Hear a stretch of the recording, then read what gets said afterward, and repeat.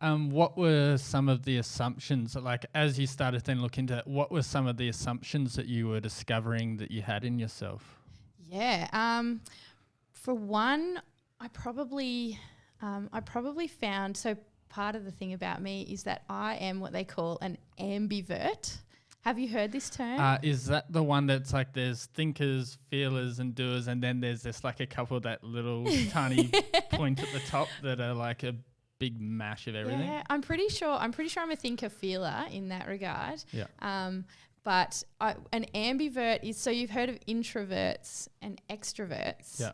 So an extrovert is someone who gets their energy from being around people and, and then an introvert is someone who kind of, they can still be around people, but they kind of recharge on their own. They get their energy from solo time. Yeah.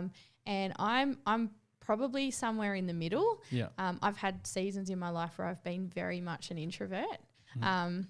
And people don't pick that about me because I'm pretty outgoing and like happy for a chat. Yeah, yeah. I always got that vibe though. I was like, because I could tell that, like, because you're the sort of person that when you're with people, you're on and you're engaged. Yeah. But you can't keep that going forever. No. And then you need to be able to get away, recharge. It's like you love that time, but then when you're with people, you're actually with them. Yeah, that's what I had to figure out, because Dave is probably the closest thing to a full extrovert that you can get. Like the guy is just never off. He doesn't need to be away from people ever. Yeah. And I probably always felt like I couldn't keep up with that. Like he can do people 24/7 and still go back for more. And I'm like, I need to go in a cave and hide from the world. Yeah. So I figured out that I'm an ambivert, so I can be really energized by people, but I also need quite a bit of downtime. Yeah, and probably more than other people realize. Yeah. And I was sort of saying that, Dave, I really don't think I can be the person I need to be to keep up with your appetite for people. Like I can't socialize as often as you can.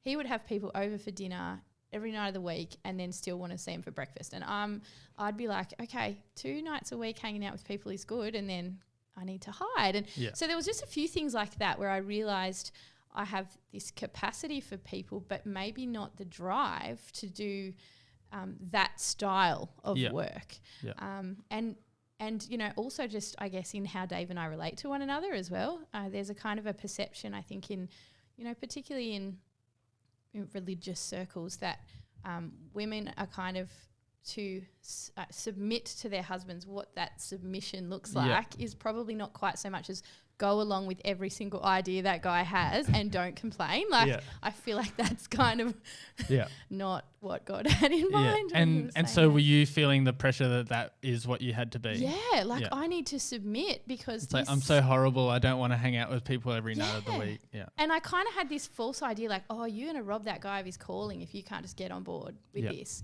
And I think I got pretty close to just burning right out because of that. And I found myself really resentful of people and the things that were taking up time and energy.